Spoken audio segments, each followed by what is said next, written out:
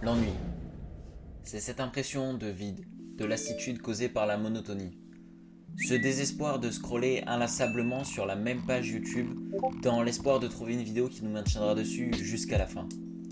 Ressassant sans cesse les souvenirs d'une époque où YouTube était la vitrine de ce qui se faisait de mieux en gaming, Oui, alors il faudra limite on pourra même À moi, soit je rushais les deux. Pour une petite game, on va atterrir à Tilted Tower. aujourd'hui, le contenu jeu vidéo s'amoindrit. J'en viens donc à me poser cette question. Le gaming a-t-il encore un avenir sur YouTube ? Fut un temps, le gaming était l'essence même de YouTube, comme il peut l'être plus ou moins sur Twitch actuellement. Si vous avez connu la période précédant l'avènement des grands youtubeurs dans la trempe de McFly et Carlito, Amixem le Crew ou encore MrBeast bien sûr, alors vous vous rappelez certainement de l'époque dont je parle.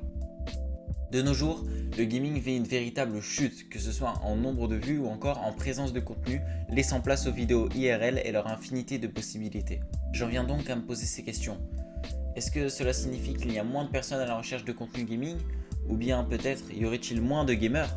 En posant cette question avec en tête le développement de YouTube depuis ses débuts, on constate qu'en réalité le même schéma se répète sans cesse. Au début, dans les premiers temps de YouTube, on a eu le droit à la grande époque Call of Duty, avec des youtubeurs comme Gotaga, Monsieur le V12 ou encore Diablo X9.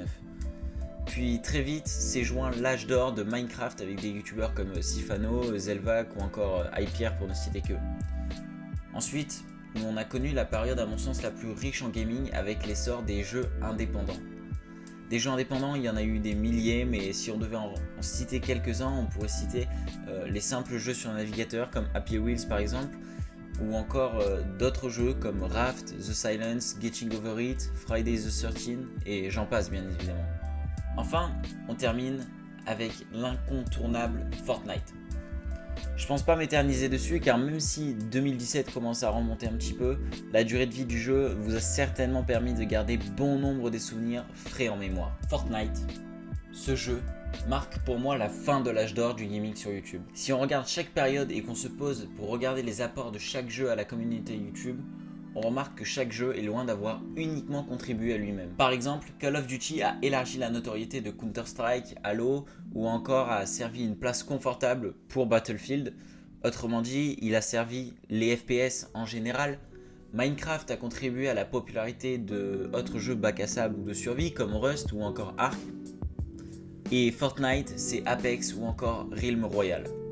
En réalité, chaque jeu a contribué au développement de ce qui lui ressemblait. Dans ce schéma, on pourrait ainsi dire que les vidéos IRL sont désormais le contenu vidéo vedette de YouTube et que tous les concepts que l'on voit apparaître partout sont les bénéficiaires de la mise en avant du contenu IRL au détriment du contenu gaming. Dans ce schéma, on pourrait ainsi dire que les vidéos IRL sont désormais le jeu vidéo vedette de YouTube et que tous les concepts que l'on voit apparaître partout sont les bénéficiaires de la mise en avant du contenu IRL au détriment du contenu gaming.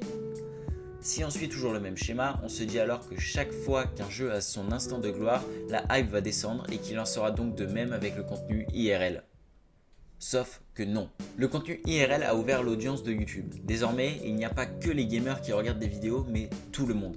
Dans ce contexte, le contenu doit donc pouvoir parler à ce public pour ne pas constater une chute de vues, ce qui est observable sur le contenu gaming aujourd'hui. C'est d'ailleurs ce pourquoi on entend souvent que YouTube devient la télé.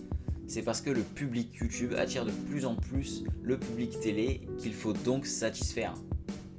Il subsiste une dernière question.